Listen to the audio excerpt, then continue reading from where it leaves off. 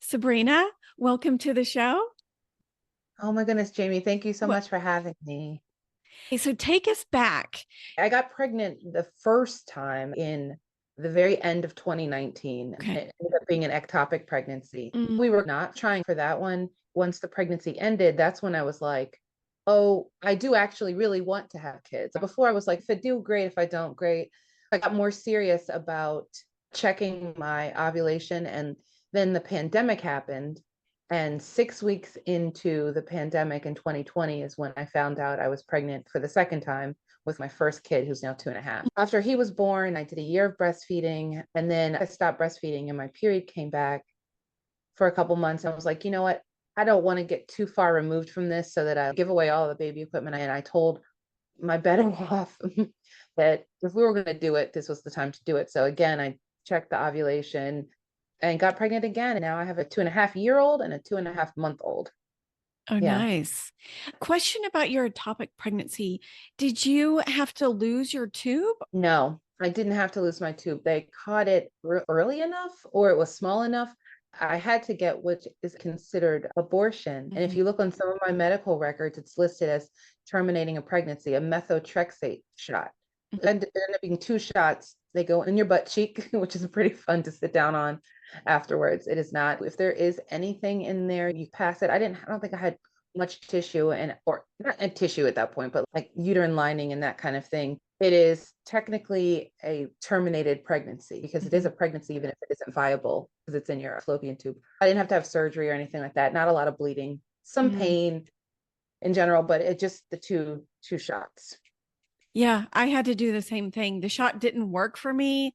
And a week later, I was in surgery having my tube out because I had internal bleeding. Oh, I'm so sorry to hear that. Yeah. So I'm glad the shot worked for you. Before you found out you were pregnant, what made you take a pregnancy test? I'd been trying to get pregnant. So I had equal amounts of pregnancy tests and ovulation predictors in my medicine cabinet. If I wasn't taking one, I was taking the other to try to figure out when I was ovulating so that I could figure out when we should conceive the baby and then figure out when I was pregnant. It was September of last year, and it was like my in-person fantasy football draft with a league of women that I've been playing. We actually played real football together and then play fantasy together. So there was the huge party where I'm an avid drinker, and that makes me sound crazy, but bear with me. I knew I would be drinking. And then my law school 10-year reunion, which got postponed 2 years because of the pandemic. My best friends from law school were in town for a weekend for our reunion. The week after that, me and two of those friends were going to Portugal for a week for one of them's 40th birthday. So I had a series of events where I knew alcohol would involve, and I made it through two of the three. So the fantasy football draft and the reunion. And then I took the pregnancy test between the reunion in Portugal. And that's when I found out. And I was like, I'm going to this place with all this wine and all these like uncured meats and soft cheeses. In hindsight, I wish I had taken the test beforehand because ignorance is bliss, but I did. So I had less of all of those things, still some, but less of all of those things than I would Mhm. have. So were you on a schedule just taking the test to see? I've been fortunate to be able to conceive naturally every single time and for it not to take a long time. I don't want to say it was like a one and done, but it probably was like two times within Wow. 4 days of each other. And then I was pregnant the next, after you wait 2 weeks or however long until you're supposed to and to take a test. Yeah. Wow. So you hadn't even missed your cycle yet? My cycle never came back super regularly. I stopped breastfeeding anyway. It came every month, but it was sometimes one day, sometimes 5 days. And yeah, so I didn't know how long it was going to be then. That's really impressive. My mom told me when I was younger, years ago, she said we're really fertile. I had never been on birth control, but I'd also never been in a serious relationship until my current partner. So I never really had any need to be on birth control. So I never had a chance to like test my fertility. I thought it was just something that moms say sometimes just because they're like, oh, we have childbearing hips or whatever, the stuff that boomers say. But she was right. The older I get and the more friends I have that have kids and are trying to have kids and all of these things, the more I realize that is not necessarily super common, and it is a blessing to be able to say, okay, this month I'm going to get pregnant. That's great. And Yeah. how was your pregnancy? Oh, honey, this one was markedly different from the first one. And the main difference is that And it's wild because at my first pregnancy, I was 39. And it said geriatric pregnancy in my record. And that's what you see all over the internet. And that's the joke, like, ha, I'm geriatric. That's rude. Over 40, it's literally said elderly multigravida in No. yes, elderly multigravida. And multigravida just means you've been pregnant more than once. So that's not a scary word, even though it's long. But I saw elderly, I screenshotted it and it made me feel very angry inside of myself. Like, why haven't we figured out better terms to talk about something that's fairly common at this point? Like, advanced maternal age is still not very nice, but at least it's descriptive more than, and not as rude, because whatever. But yes, so there was that difference in my records. There's some people that like have one sonogram picture of their babies with both pregnancies, but specifically the second one. I had I have so many sonograms. Every time I open the back page of a book or a planner or look in a pocket of a purse that I haven't looked at in a while, I find 5 pictures because I was in the place getting sonograms and having them check on the baby like every other week. It was a lot. It was a lot of time to have to go back and forth Yeah. to the hospital, but the hospital and the doctor, they're like next to each other and they're not far from me, but still I know where the best lunch spot is in the hospital. I know like exactly where to park to get in as quickly as possible. That's funny. There's the elderly, the having to go all the time. And then I got gestational diabetes this pregnancy, but there's a lot of reasons behind it. I was a lot less healthy and in shape than I was with my first full-term pregnancy. I'd spent my life teaching group fitness, and up until the pandemic, I was teaching like 9 classes a week of between spin, Zumba, boot camp. Those are the 3 main ones I taught. So I was in really good shape. I was not skinny by any means because that's not how my body works. But once I got pregnant and I got tired, I never went back. And so with the second pregnancy, I didn't have the 9 years. I still have it in my body, but I didn't have it the same way. So I feel like a lot more stuff went wrong. I had the gestational diabetes, so I had to adjust my diet. So the day that I found out I was pregnant, this time that I was 41, I was 235 pounds and I'm only 5'3", and that's a lot. The day I gave birth, I weighed less than the day I found out I was pregnant. And I weigh even Wow. less now. So the gestational diabetes it's not a good thing, but it is a way to control your weight during pregnancy, which I guess it's supposed to. It's Yeah. supposed to, yeah.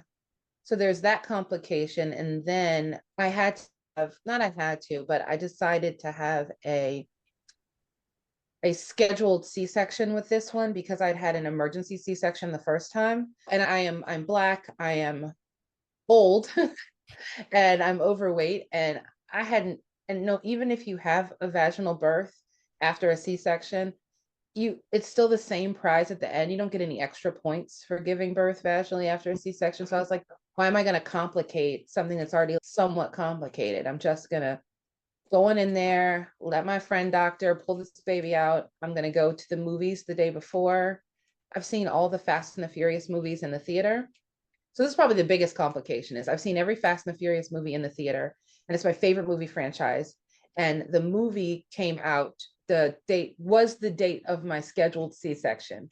So I was like, this is rude. I can't take a 1 week old into a movie theater. So I saw the movie the day before. And because I could plan my C-section, I could plan the movie. So I got to do it all. My child even has the name of one of the characters in Fast and the Furious. That's It's fun. scary. Yeah, it's Roman. I love it. Now, going back to your doctor, how did you use the same one for the previous birth? Yes. But so my original OBGYN is my mom's OBGYN, who is also my grandmother's towards the end of my grandmother's life. So not like this, she's like a family, like a second or third cousin. So she's like a little bit older than my mom, I think. And she was my OBGYN for a while. And with my very first pregnancy, the ectopic one, that she was still my OBGYN. So I was going to her practice, but her practice merged with another practice. And so when my partner and I had to go in to get the news that we were having an ectopic pregnancy, the person that delivered it to me was not my cousin doctor. It was this random little old man who I'd never met before. He was as nice as he could be. But I decided right then and there that number one, I never wanted a stranger giving me news like that again. And I never wanted a man giving me news like that again. It ended up that one of the doctors that treated me in the hospital with the methotrexate for the ectopic pregnancy, because I switched to a hospital downtown closer to me instead of out where my mom lives. One of the doctors who was there, I liked her so much that I was like, I'm now coming to your practice. So she did the methotrexate shot and then all the treatment follow up after that. And then she was there with me through my first long-term pregnancy, full-term pregnancy, and then this one. And she's my actual OB now. So I go to my annuals with her too. What was important to you when switching? I wanted an all female practice. In fact, on the door of my hospital room when I gave birth, they wrote a sign that said, men are not to enter or something like that. I wanted all female providers, like from the receptionists and the nurses to the doctors to the lab techs, everybody. I never, and I'm not like super girly like that. I just know that this is something that men can't emphasize with at all, like in no shape or form. And even women who've never been pregnant, don't want to be pregnant, all that kind of stuff. Even women like that still have some sort of empathy to the body parts that I have and to the understanding of how they work and what they can and cannot do. It was, for me, it was important that all women practice. The only dude I wanted in there was my partner and my brother, if he had wanted to come, but he didn't really, he just came later. Like he didn't care about coming to the hospital. But the first time no one could come anyway because of the pandemic. As many times as I had to go to the doctor in the hospital, if it had been that far away, like my old OBGYN was, I would have spent so much time in my car on the road when I should have been at work. I needed to be able to like get in and out quickly and not have to, I could walk. I walk to the doctor sometimes. Oh, that's nice. I can't anymore. Actually, I can from my new office. I can walk to my doctor. Yeah. I park like halfway between them. Did you have morning sickness or anything like that? Nope. I've never had morning sickness. My first trimester, I was exhausted, like fatigue in a way that like I wanted to go to bed at 5 p.m. every night. And when I woke up, I was thinking about when the next time I could take a nap or go to bed Mm. was like so tired. And then second trimester, magically I got energy back and could do things. That's the only trimester I ever like worked out, like dusted off the Peloton for a little bit. And then third trimester, tired again, not nearly as tired as first trimester, but tired again and then just uncomfortable. Just no position that you sit or lay is comfortable and you have to pee every couple hours at night. And that's when I'm like, these little boys got to get out of here. They have to go. They can no longer stay. Their time is up. Yeah. What about the gender? Did you find out the gender during The, pregnancy? yeah. The fun thing about being old is that you get a lot of tests done and you have a lot of pictures, but also that they genetically test you. So like I got the NIPT, the non-invasive prenatal test where they look for chromosomal abnormalities. So instead of doing an amniocentesis where they stick a needle into your belly, they just take some of your blood because there's always some of the baby's DNA mixed in with yours. Don't get me to talking about science in a way that I don't understand it, but it makes sense to me because I'm growing him. When they give you the form, it says, for me, it said no Down syndrome, no trisomy. I think it's 13, 18, 15. I forget the three, but none of the three. It also has the big, like, giant symbol on there. And then underneath it, like in bold, it said male. I wanted to find out both times. And you find out at like week 12 or something inordinately early because of this testing that they do for older moms. The first time we did it, we just were sitting at the computer and I was like, all right, I'm going to click and open this email. And Zev is like, all right, let's open this email. And we said, oh, we're having a boy. The second time I was like, all right, I'm going to let my brother open it and let him play. I told him he had to plan something. But the problem is I was too busy trying to make sure that the baby didn't have any chromosomal abnormalities that like I didn't wait when the record comes in, I get it the same time as my doctor in my chart. So I didn't let my doctor read it first and write me a note because they knew I didn't want to find out. Mm-hmm. I read it. If my mom is listening to this, me and Zev and Matthew and Ty, we faked it. We knew it was a boy, but we had the party anyway. So my surprise face was not that the powder inside of the football was blue. It was that there was powder inside of the football and exploded all over me. I already knew I was having another boy. So, what did you think when you saw that you were having another boy? Part of me was like, okay, great. I don't have to buy any new things. Like I just had a boy. I have all the clothes. And then I was like excited because one of my friends from college will tell you that apparently I said I wanted to have a whole house of football teams worth of boys. That's what I wanted to have. I don't remember saying this, but Jamie swears I said it. And then I had a little bit of disappointment because I am in a sorority And I wanted my daughter to be in the same sorority as me if I'd had one. And my mom and I are sorority sisters. So I'd wanted her to do that also. And I went to all girls school. So I wanted her to go, if I'd had a daughter, to go to my school. So I missed out on having a mini me, but I also will never have a teenage daughter in my house Hmm. with me. So that I feel is a blessing. And boy moms, I'm wearing a t-shirt right now that says boy mom. Like I so far I'm only 2.5 years into this game, but boys love their moms. I love it. And was there any products that you couldn't live without that helped you during pregnancy? The first one is that ovulation predictor. That's one when I was thinking about how to answer this question, that was the one that stuck out the most because there's so many different ovulation predictor kits. And I, despite my not understanding the exact science of how the NIPT works, I do have a science background.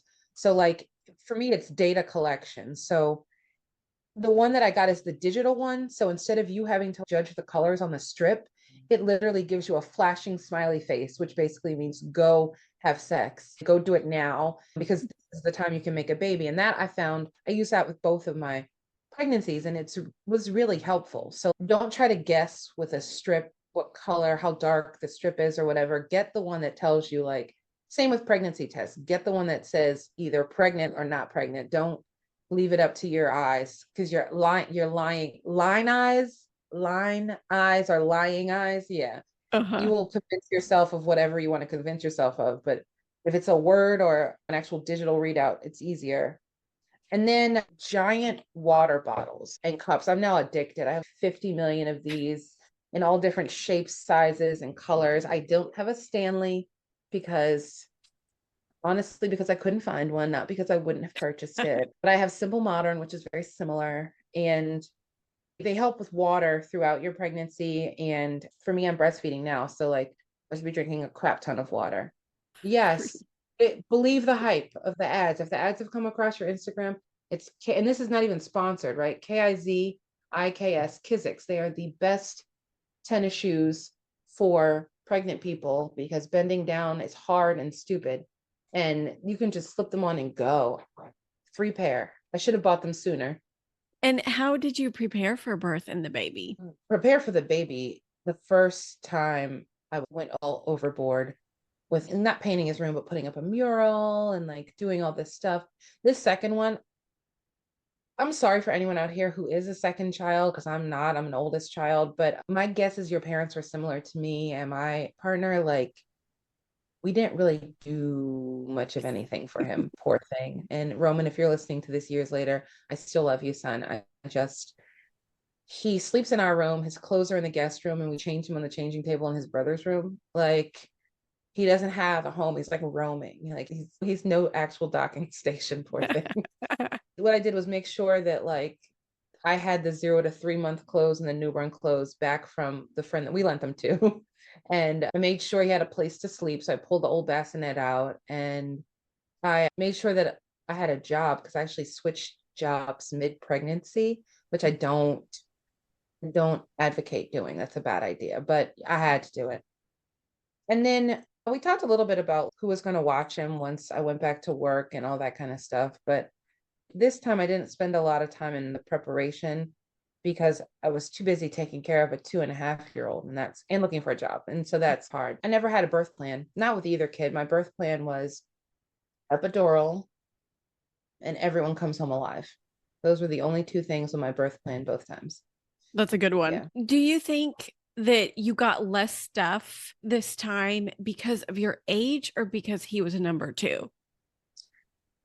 Because he was a number two. I Mm. don't think that anyone cares how old I am. And I'm not the only person my age around me having kids. Yeah. So I think that it was because it was a second one and I asked for less. Like my registry the first time had 209 items on it and they all got purchased. My registry this time had 50 something and I think like 38 of them got purchased, which is fine because at some point I was just putting stuff on there so that people would have something to choose from in case they wanted to buy something. But we really didn't need a whole lot. We got a double stroller, which I can't use yet because the baby can't hold his head up yet. We got a mattress for his crib. I didn't buy him a good crib. I like went to like someone was giving away a mini crib in one of my parent groups on Facebook, and I was like, I'll take it. So I got a free mini crib, and I just bought him a new mattress for it, or I put a new mattress on the registry. We got his brother's old car seat back, so we have that back, and yeah, just using the same things. Yeah. He's got some monogram stuff with his own name on it, but mostly it's the stuff from Atlas is still new. And when with babies, especially with Atlas, we got so much stuff that we weren't able to use a lot of it. So there's still stuff new with tags that I didn't use for my first one that I got to use for my second one. Yeah. That's nice. And what about classes? You probably didn't feel the need to take any. No. So the first time we took my first baby is a pandemic baby. We took the classes, but they were all online. I'm an extrovert. I love to talk to people. I love to hear people's stories. So I would have loved going to class and making new parent friends. But there's no time to socialize over cookies or whatever on the internet. So I didn't do that. But I am now. There's a new parent support group that meets every Monday, and I go to that, even though I don't necessarily need the same help with breastfeeding that some other people do. But I introduced myself the first day and told everyone I was here to make friends because I didn't get to do this with my first one. If you have any questions or if you want to hang out, let me know. Yeah, but we took a birthing class and a breastfeeding class and a newborn care class the first time. Varying degrees of usefulness. The problem is, I think that they're timed wrong. I think that having the birthing class before you birth is a good idea.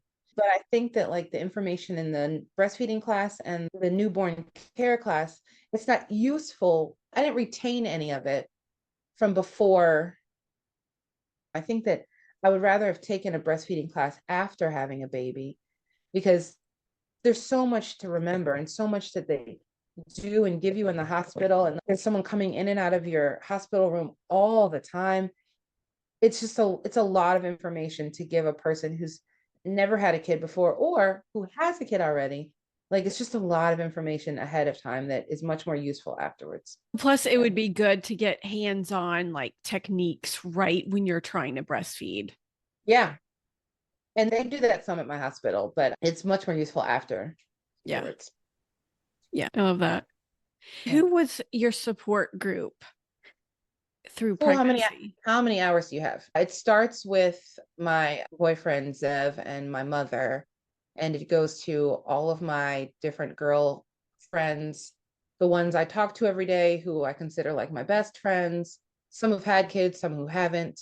It goes to like girls I went to women I went to high school with and graduate school and undergrad with, who I may not talk to every day, but like we have these intense conversations on Instagram about momming and parenting and those kind of things. It goes to like people who are pregnant. I've been lucky both times to have pretty close friends pregnant at the same time as me, due within a week or two with me. I got to go through it with friends both times. And that's like literally go through it with friends both times. That's been an absolute joy. Like one of my friends, we ran into each other in our OBGYN's office, her coming out of the bathroom, me going in. And that's how we each found out the other one was pregnant. And our children were due within a day of each other, Wow. but they ended up about 4 weeks apart. But yeah. How So, fun. and then the general accounts like yours, podcasts like yours, those kind of things where you can find like niche communities. Like I was in a Facebook group, a due date group called 35 plus mamas due in January 2021. That's as specific as you can get.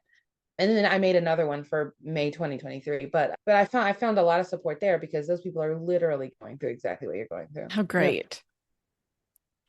So you went to the movies. How was it? It was amazing. I'll give you my whole birth story because it's very me. I had that whole week planned. That Monday was my last day at work because one of my bestest friends, she actually started at my office that day. So I was not going to leave her high and dry. So my last day, Corinne's first day was Monday. Tuesday, I like ran all the last minute errands. Wednesday, I went and got my nails done, manicure and pedicure. And then Thursday, I like finished up the errands. And then my friend Maria and I planned this weeks in advance. She was the one that went to the movies with me because she is a 7-year-old, but when she had her baby, she actually ended up driving herself to the hospital. So I was like, if anyone can get me there, it's Maria. If something happens and we need to go to the hospital immediately, it's the one that drove herself to the hospital. Uh-huh. So She and I had lunch. I had raw tuna and a glass of Prosecco at lunch because I was like, this baby's coming out tomorrow. There's no damage I can do between now and tomorrow. Then we went to the movie. I only had to pee twice during the entire movie. And then I came home and finished the last bit of packing, and I couldn't eat past midnight because I had a scheduled C-section. So I like ate my last meal. I actually don't remember what I ate at 11:30, but I know it was like at 11:30. And the next morning we woke up, our nanny got there 30 minutes earlier than she normally does because we had to leave to get to the hospital. I left what I thought was a tiny baby. As it turns out, he is a big boy now. But I left him snot coming down his face, not because he was crying, but because he was sick. Left him to do nanny share for the day, went and put on a full face of makeup and an outfit that I had on for 45 total minutes. We drove to the hospital, parked the car, went in. And if you ever have to get a scheduled C-section, I highly recommend it because the comparison between the unscheduled C-section and the scheduled one is like it's a concierge service. Like we went in there right this way, Miss Turner, here is your room. And they like got me all ready and put all the IVs in and everything. We talked to all the different doctors that would be there, including my actual doctor. She was the one that ended up being able to deliver this time. I queued up my music on my Bluetooth speaker. And we actually ended up in the same operating room we were in the first time too. Neat. We took the same picture outside of it, only this time I was standing because they hadn't given me the spinal medicine yet. So standing, and I put on the music, turned it up loud. We walked into the operating room. The nurses are dancing to my playlist the whole time. One of the nurses took my camera and she was like, I'll take all the pictures. And she took pictures. She took selfies of herself. She took pictures of everyone's like, this song is, I could see like people actually enjoyed my playlist, and that's one of my skill sets. I went in for a scheduled C-section at 8:30 in the morning. Roman was born at 11:26 a.m. So Wow. yeah. And then they wheeled us back, made sure they let me start breastfeeding immediately. Like they actually laid him on me while they were still sewing me back up a little bit. I got to hold him like with this much of my body. But yeah, then I went up to the room and I was like, this is amazing. This recovery is great. My mom and my best friend had flown in from Chicago to stay with us to help take care of the bigger one once we got back from the hospital. But yeah, it was great. And it was great until the moment that my 2-year-old stepped on my incision. Poor Oh, thing. And ouch. like, so they tell you not to lift anything heavier than 15 pounds, but it's very hard to tell a 2-year-old that his mom can't lift him. So he stepped on it, and I hadn't taken, and this was in the hospital, I hadn't taken pain medicine recently. It was the worst pain I'd ever felt in my life. And I was like, I was basically like, everyone needs to leave this hospital room right now. They need to give me this medicine. Everyone's got to go. You've all got to go. Because the first time no one could come to our hospital room. I wanted people to come visit me this time because I didn't get that experience the first time. But yeah, once the big baby stepped on me, I was like, this can't happen again. Everyone's got to go. Yeah. But I recovered from that. And and then we stayed there for 3 days. And I wanted to stay longer because you have all this help in the hospital. My poor partner was tired of sleeping on the sofa, the very uncomfortable sofa inside of the. So we had to go home allegedly and raise our children by ourselves or whatever. Yeah. What about breastfeeding? Were you able to do that again? Yes. So with the first time, it was a struggle. Like because with C-sections, as is common, your milk doesn't always just come in the same way if your body goes into labor naturally. And sometimes C-section mamas have a little bit of a difficult time getting kick started. And with my first child, for the first, I think, 6 weeks, 6 or 8 weeks, we just kept trying and it hurt so bad. And we were doing some breast milk, some formula. He was crying because he was just angry and hungry all the time. But we finally got a lip and tongue tie cut. And once we did that, it was like I had a completely different baby. I was able to breastfeed without pain and to like up my supply and to keep it going and to do that for 14 months. So this time I already had it in my head so much. And lip and tongue ties are somewhat genetic. And I have a gap here. And so do both of my kids. One doesn't have teeth yet, but the one that has teeth has a little gap. Also, before the second child was even born, actually made an appointment for a human being that didn't exist with a dentist to make sure that because this dentist is in like this pediatric dentist is in, everyone loves him. So the appointments fill up. But when I went to have the 2-year-old's teeth cleaned for the first time, I made an appointment for the baby that was coming in 3 months. So I already had that appointment for a month after I gave birth to go in and get the lip and tongue tie. And I figured worst case scenario, he doesn't have a lip and tongue tie and I could just cancel the appointment. But I also was able to breastfeed and I knew what it felt like. So like when they said pump at the hospital, I said, instead of being like, no, I don't want to, I just said, okay. And I pumped to stimulate the supply and fed the baby and pumped. This baby has had significantly less formula than his brother. I think that he's had one bottle maybe in the hospital, like one of those tiny bottles, the hospital size ones they give you. But other than that, I've been able to exclusively breastfeed him for almost 3 months at this point. Wow, that's Um, amazing. yes, thank you. But part of it is just my confidence. Like I knew what to expect. I knew what I was going into. I knew how it was going to be. I knew that I'm surprised he's let me go as long as he has right now without being like, I would love to eat right now, mother, please feed me. Mm. I knew that like if I wanted to do this again, I would have to compromise some of my own physical body for, if pregnancy is only 40 weeks, this is only a year. I can handle it. And then after Mhm. that, I'll get my breast reduction and lift that I've been planning before my 45th birthday. That's Oh, goals. my plan is to finish breastfeeding and then get the lift and the reduction and step into 45 with a smaller chest. Nice. So, what are your goals when breastfeeding? Do you do the 12-month mark and wean them off, or how does that work? My goal is to do 12 months. It ended up being 14 the last time just because I was at 12 months on my son's first birthday. The first son, I called one of my best friends who has 2 daughters, and I was like, he's one. I have to stop breastfeeding. And she's, you don't just have to quit cold turkey today, Sabrina. She's like, you can figure out a way to taper it off. Just come up with a plan. And I'm like, that sounds better. Your idea sounds better than mine, which was to cry about how it's very obvious that if I have to stop breastfeeding today, he's obviously going to college tomorrow, getting married on Thursday, and is going to leave me. It's just one step closer to him leaving me. So I'm going to cry all day. And she was like, you could stop and be normal. I'd quit pumping at like on New Year's Eve because my kid was born in January. I was like, I'm done pumping. But I have frozen breast milk and I have what's in my boobs. So, and then I dropped a feeding here, dropped a feeding there, started giving him whole milk and like more food. So he wanted less breast milk. And then we got it down to a morning and an evening feed. And then I went away for a week and I was like, this is it. And I was like, but when I fed him right before I left, I fed him the night before I left to go away. And I'm like, this will be the last time I feed this baby, breastfeed him. But then when I got back, he needed it 2 more times and that was it. So I Wow. would rearrange my schedule for me. So with this one, obviously they are different babies, but something similar. At 12 months, I'll start to cut the pumping first, and then cut a feeding, and then cut a Mhm. feeding, and then get him more interested in food, and slowly, not yeah, take a couple months to taper it off. It might happen earlier because my life is busier this time, but the goal is still to make it to 12 months, Mhm. actually nursing, and then let them drink the frozen breast milk that I have after that Mhm. till it's gone. And mentally, how have you been? Once again, I feel like my poor second son always gets compared to the first one, but I guess that's my data set, right? It's two pregnancies. And I feel fine. I feel good. And I am mentally in a much better place than I was 2 months after having my first child.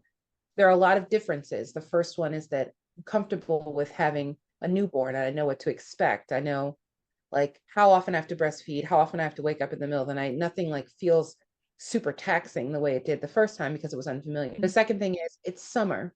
And so this baby was born in the summer versus my first one was born in the winter. So I can go outside, I can go places, I can sit outside, I can go to restaurants, there's stuff to do, there's outdoor festivals, there's just so much more stuff. And then the third thing is that we're not in the middle of a global pandemic anymore. Mhm. So I can take him to parties and to people's houses. I went a lot of places pregnant this time that I didn't get to go pregnant the first time. Like other people's birthday parties, the movie theater.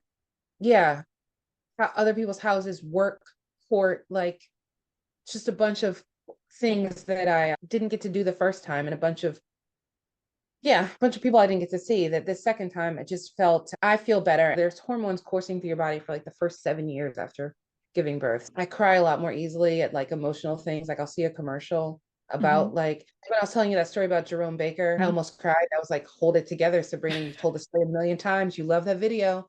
There's no reason to cry about the fact that a grown man loves his mother. But that I think that's to be expected given the amount of hormones that you need to make a human. My mom will tell you this time I'm a lot better. I don't kick people out of my house as quickly as I did. I had to kick my mom out once. Just talking about spending the night like a month after I had the baby. And I was like, so I texted my boyfriend, was like, you have to tell her she can't stay.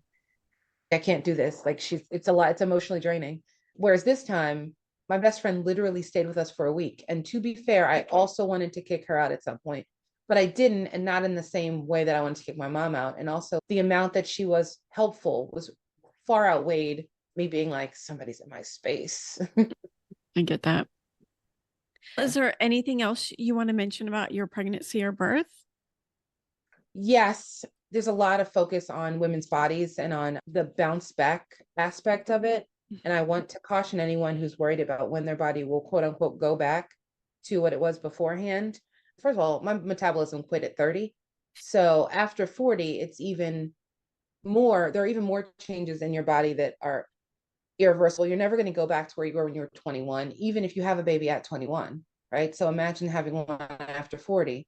And the second is, I don't understand why you would want to go back to anything. You're a new person if you go back to the you that wasn't a mother. So instead of bouncing back, I'm telling people that we're marching forward into our mom bodies in whatever form they take, and however you make them useful, because you need them to feed children, whether it's breastfeeding or cooking or pouring formula or whatever. You need them to feed children, to hug children, to wipe snotty, disgusting noses like upstairs in my house right now, to carry them around. You don't need them in the same way. To be fair, you still need them to look cute at the bars or on the beach every once in a while. They have like dual purpose at this point. So don't bounce back. That's dumb. You don't want to go backwards. You want to go forwards. I love Yeah. that. And do you have more plans to have kids in your 40s?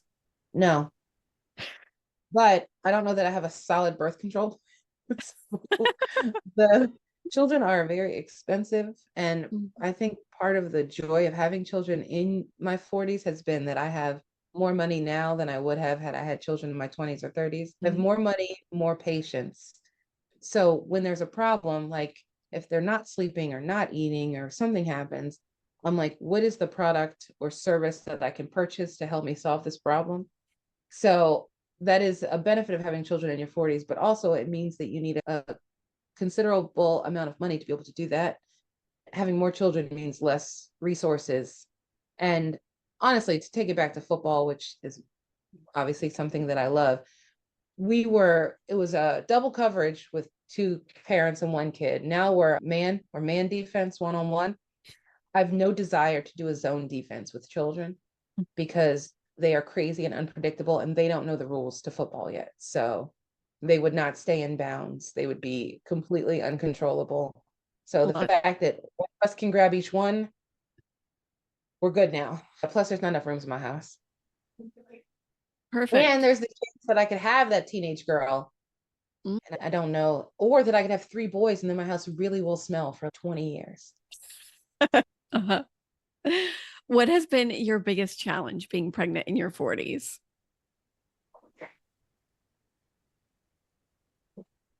I guess getting over the thoughts that like, if I had done this earlier, I would have more years with my kids and I might be able to be a younger grandmother and all of that. Because of course I skipped straight to the end game. Skip straight to why we really have kids. It's so that one day I can be someone's grandmother.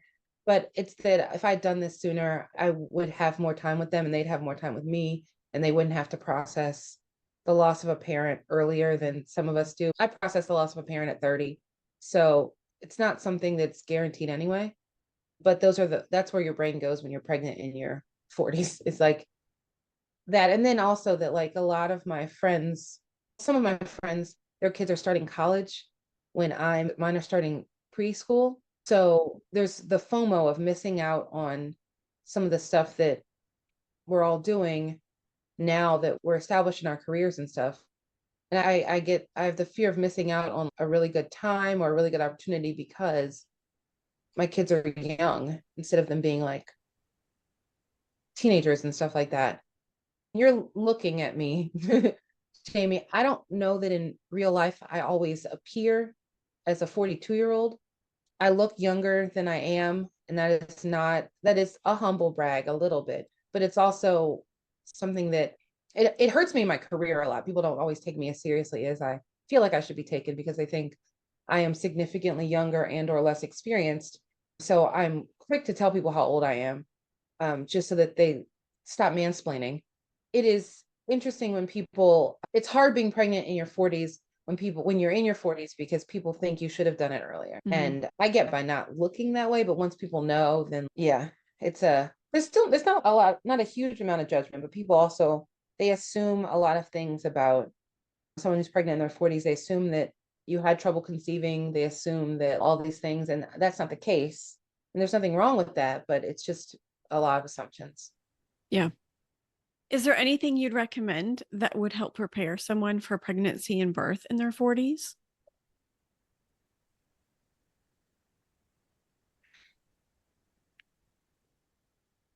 Prenatal massage. So I Mm. got a Massage Envy monthly thing, a membership that helped. A really good chiropractor who can do forget the name of the method, but there's a specific method that relates to pregnant people because you may or may not have more aches and pains in places that you didn't think you would have them.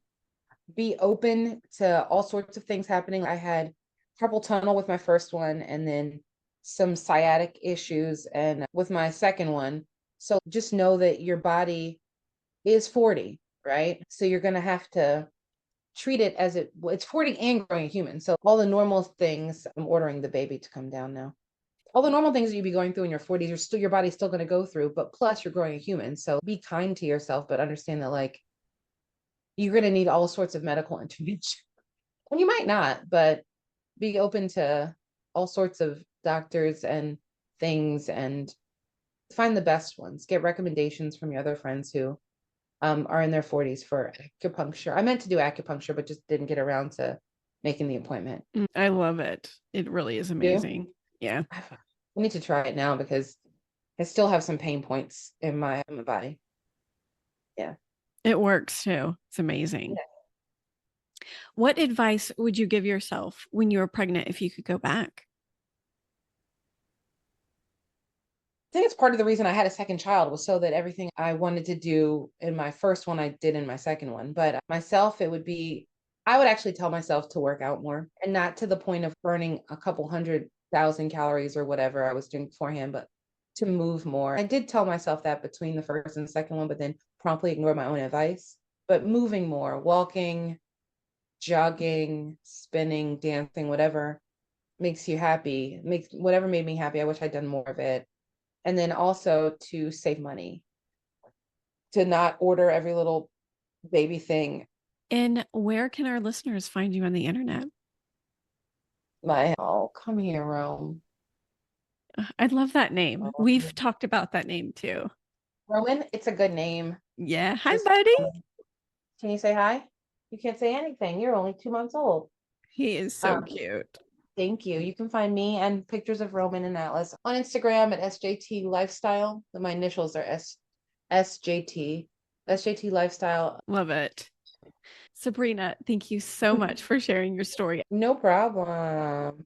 Wait, are you smiling? What are you looking at yourself? What are you looking at?